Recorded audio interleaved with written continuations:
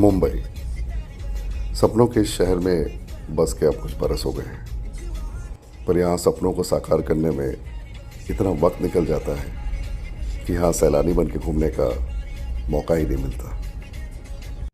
वैसे यहाँ बसने के बरसों पहले हम ये शहर घूम चुके थे, टुकड़ों में। शायद इसीलिए ऐसा लगता था कि और नया है ही क्या देखने के लिए। पर वक्त हर चीज बदल देता है, थोड़ा थोड़ा करके, और जो ना बदले वही तो है जिसे देखना है बार बार। इसलिए जब बच्चे ने जिद पकड़ी कि घूमने जाना है, तो हमने सोचा क्यों ना इसी शहर को घूम लेते हैं दोबारा। पर जब बच्चे के साथ घूमने निकले और उसके सवालों का सामना किया, तब एहसास हुआ कि हमारा घूमना वाकई में बाकी था। और तब यह भी एहसास हुआ कि किसी जगह को घूमना मतलब सिर्फ वहां जाके भटकना नहीं होता, बल्कि उस जगह पे खड़े रह के उसे महसूस करना भी होता है। और कुछ अभिज्ञताएं तो ऐसी होती है कि जो बारंबार अच्छी लगती है। उन्हें जितना महसूस करो उतना कम है, जैसे कि ये वाला जो हम अब करने जा रहे हैं। ड्राइवर सीट पे बैठते हैं, हम गाड़ी सामने से चलेंगे। अरे ऐसे ही बैठना क्या फर्क पड़ता है। इट्स ओके, जाओ जाओ जाओ।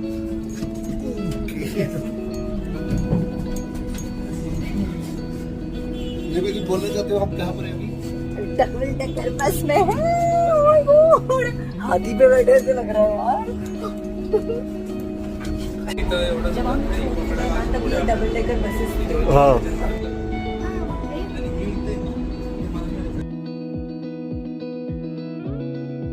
डबल डेकर बस की सवारी करते वक्त ऐसा लगता है जैसे किसी चलती इमारत पे बैठे हैं या फिर उड़ रहे हैं। काफी अच्छा लगता है। पुरानी मुंबई की सड़कें, काफी कुछ बदल गया है और बहुत कुछ अभी भी पहले जैसा है। वैसे देखा जाए तो ये सपनों का शहर एक कंक्रीट का जंगल ही है। पर इसकी सारी खामियां बस ये एक दृश्य माफ करवा देता है। देखिए कितना सुंदर है। बस इस एक जगह पे बैठ के ना जाने कितने लोगों ने कितने सपने बोए। यहां आने के बाद ऐसा लगता है जैसे समुद्र आपसे बातें कर रहा है। मुझे आपका पता नहीं, पर मुझे तो ये बहुत लगता है। मैं ये बहुत दिल से मानता हूं कि प्रकृति हमसे बातें करती है, वो हमें कहती है, समझाती है, अगर आप ध्यान से सुने तो। और शायद इसीलिए पुराने जमाने में हमारे बड़े बूढ़े बोला करते थे कि घर के बाहर जाओ, प्रकृति में जाओ। जैसे हम घर के बाहर आते हैं, सारा मानसिक तनाव धीरे धीरे कम होने लगता है। शायद हम टेक्नोलॉजी से भाग नहीं सकते, बट हम ब्रेक जरूर ले सकते हैं। आखिर इंसान का प्यार ही संवार सकता है। देखा जाए तो कोरोना या कोविड काल के बाद से हम इंसानों ने घर से बाहर जाने को अहमियत देना ही बंद कर दिया है। इतना कि अब हमारा सारा काम घर से ही होता है, सारी डिलीवरीज भी घर पे हो जाती है। इनफैक्ट घर से बाहर जाने के लिए हमारे पास कोई खास मकसद ही नहीं बचता। और अगर गलती से बाहर जाना पड़ जाए तो आज भी हमें भीड़ भड़क्कम जगह पे जाके घबराहट सी होती है। वैसे ऐसा नहीं है कि कोई कहीं नहीं जा रहा है। हम में से कई लोग हैं जो लाखों खर्चा करके देश विदेश की यात्रा कर रहे हैं। पर मैं यहाँ घूमने की बात नहीं कर रहा हूँ।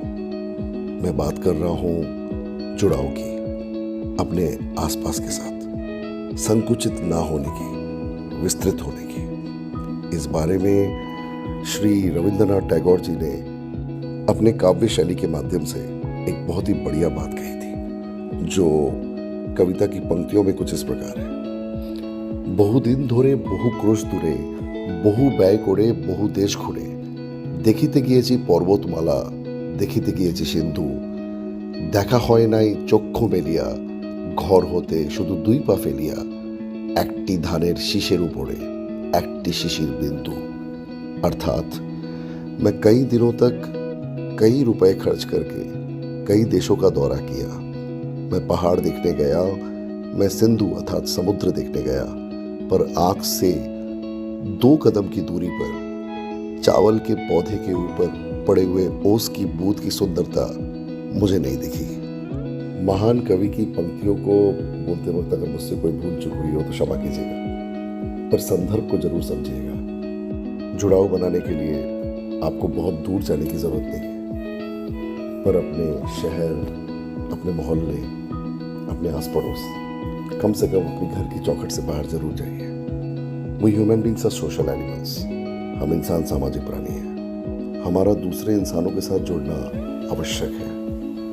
एक बुरी अभिज्ञता के कारण दूसरों से जुड़ने से डरिए मत। कई बार ऐसा होता है कि हम किसी रेस्टोरेंट में खाने जाते हैं और वहाँ का खाना हमें अच्छा नहीं लगता, पर इसका मतलब ये थोड़ी ना है कि हम खाना खाना छोड़ देते हैं। हम बस रेस्टोरेंट बदल देते हैं। अपनी अभिज्ञताओं से सीखिए, पर टूटिए मत। घूमते रहिए, सीखते रहिए और जुड़ाव बनाए रखिए। आप सबको इस नए साल की ढेर सारी शुभकामनाएं। निर्भय भव।